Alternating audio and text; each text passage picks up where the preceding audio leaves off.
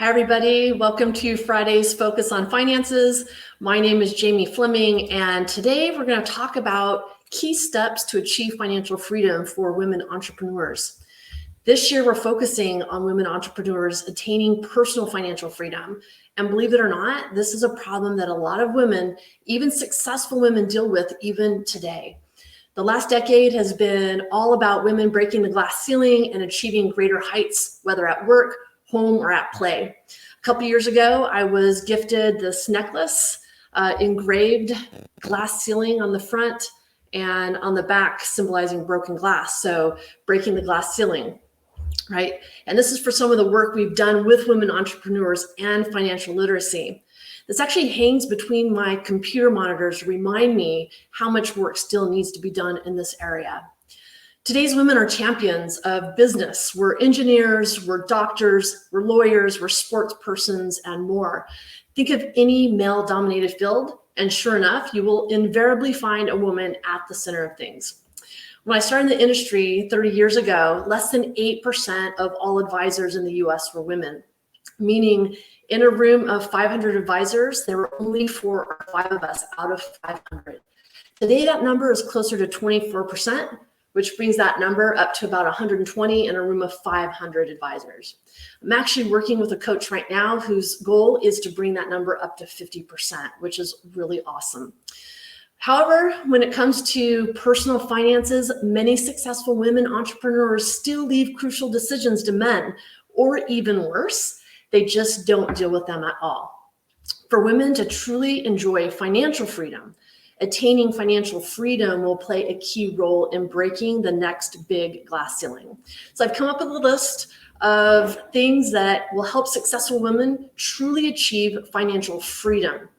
It's probably no surprise that number one, given that we did speak about it a couple of weeks ago on the business side, on the personal side, number one is still know your numbers. You can't achieve financial freedom with any efficiency without knowing where you're starting from. Looking at how much personal debt you have or your fixed monthly payments can be an anxiety-inducing experience. But if you want to truly become independent, you need to acknowledge the numbers that govern your lifestyle. Even my most successful women entrepreneurs generating millions of dollars in revenue in their businesses still struggle with their personal finances before we started working together. Here's some things you can start with immediately. Compile a list of all your debt. Car loans, credit card debt, home loans, personal loans, etc. Calculate the aggregate of all your debts. If this is a big number, do not freak out. Next, compile a list of your fixed monthly expenses. This too might seem like a nerve-wracking and daunting experience, but it is vital nonetheless. Next, compile a list of your savings. This includes all investments. This is also a good time to include your sources of income that you might have from work, business, or other investments. Keeping track of these numbers is important, as it will take your financial dreams of financial freedom and bring them into reality. The next step is to set goals. Now that you have all your money accounted for, the next step is to set yourself some financial goals and lay out a rough plan on how to achieve them. These plans do not need to be set in stone, and you can make course corrections to ensure your spending plan is on track as well. Ensure that both short and long-term goals are accounted for. For example, saving money to study abroad in the next 3 years is a short-term goal, whereas saving for your child's education 10 years down the line is considered a long-term goal. Both must be accounted for. If you don't know where to start, as a rule of thumb, try and put at least 25% of your income into savings and investments. When in doubt, you can try my 50-25-25 savings rule. This rule mandates that you set aside 50% of your income on monthly bills and household necessities. 25% gets spent on things you love to do. Yes, we want to have fun while we're working hard. And finally, the remaining 25% is set aside to meet your financial goals. This can be adjusted, but the most important part of the rule, and the one that my most successful women entrepreneurs don't adjust, at least they don't adjust it downward, is saving 25% of their income for financial goals.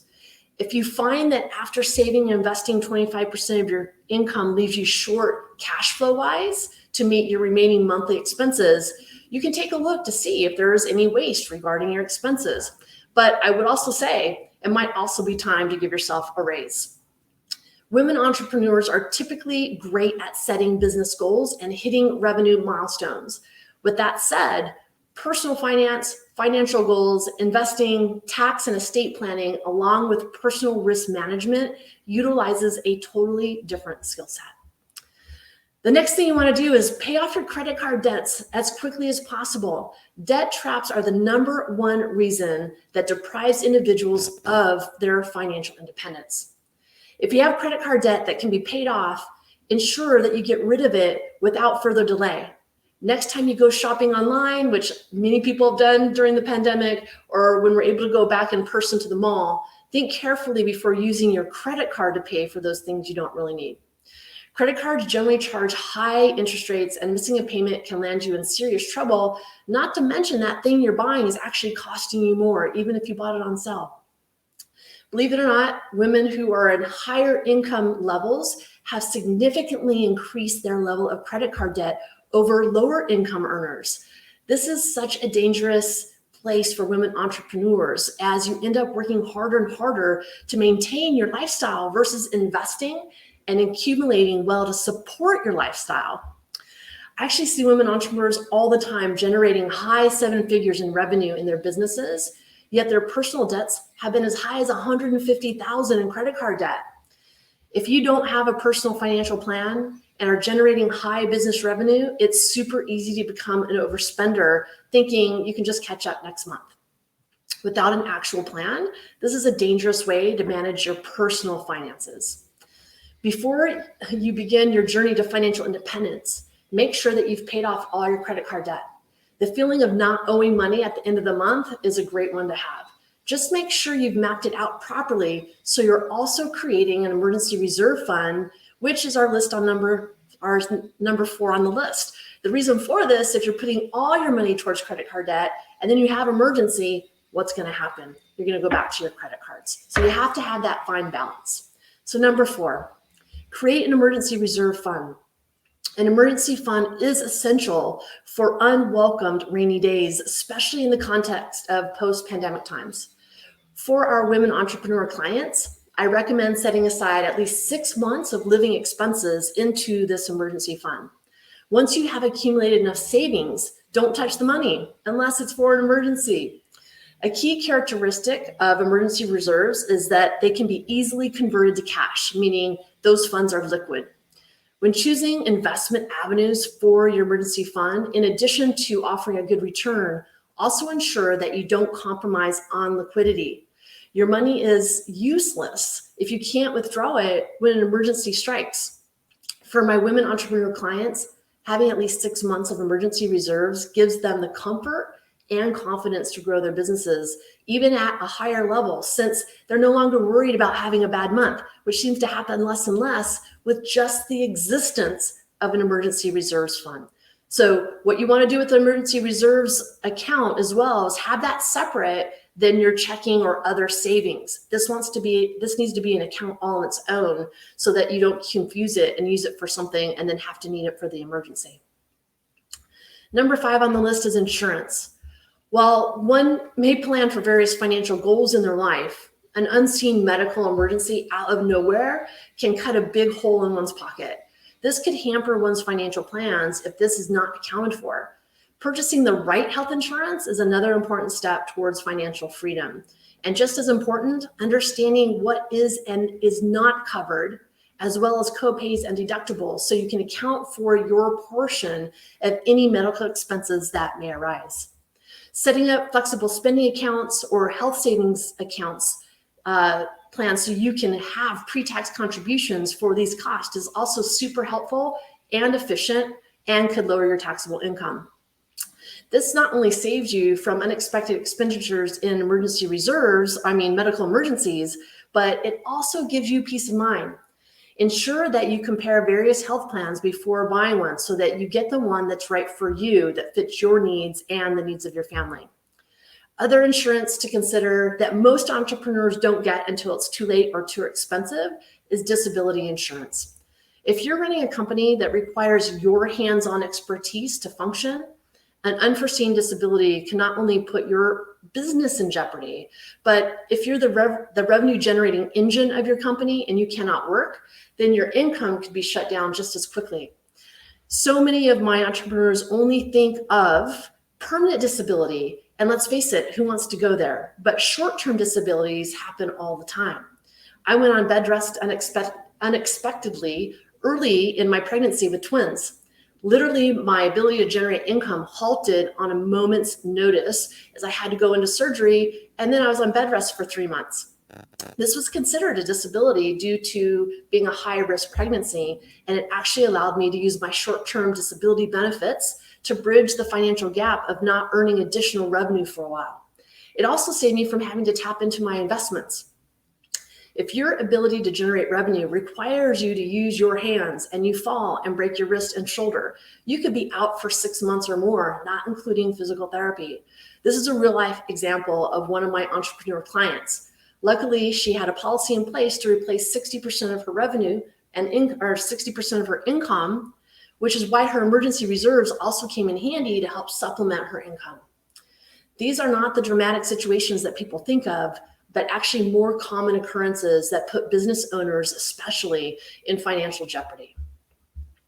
Number 6 is retirement planning. Another factor that is ignored by many while planning their finances is retirement. Often people believe, especially entrepreneurs, that retirement planning can be left for the latter end of their working life. Yet many don't realize that starting early has many benefits, and the power of compounding ensures that your investments grow over time. We use this example often. Assuming you're paying yourself $100,000 in income, saving 10% of your income for 20 years, and let's just assume 8% return on average, you'll accumulate about $494,000. Saving 25% of your income for the same 20 years, assuming the same 8%, you'll accumulate over $1.2 million.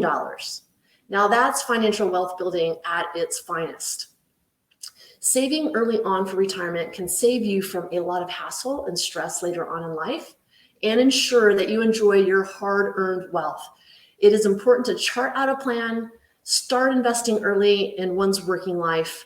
For women entrepreneurs generating high revenue and paying themselves well, this is even more critical and essential to utilize retirement plans available to you within your business, to strategically utilize revenue from your business as a tax planning and tax deduction strategy to transfer business equity to grow your personal wealth. We can help you with these different strategies.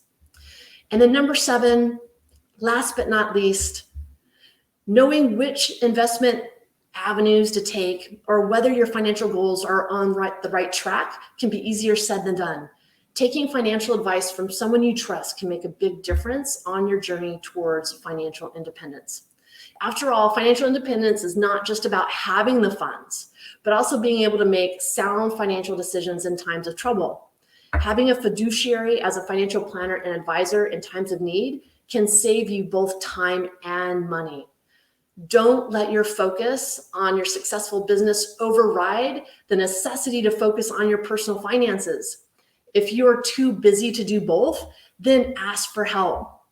Asking for help can be one of the wisest decisions you make as a successful business owner and entrepreneur. Lastly, women today are waking up to more financial responsibilities than ever before. As women, we're beginning to play a more vital role in leading major walks of life. It's a very important responsibility for us to know how to save, how to invest, and how to secure our financial future. Mastering financial freedom will be the truer enabler for individual freedom. If you have questions or just don't know where to start, schedule a complimentary consultation with us as soon as possible. We'll put our scheduling link in the comment section as well in our weekly emails going out here on out. Thank you everybody for joining me for this week's Friday's Focus on Finances.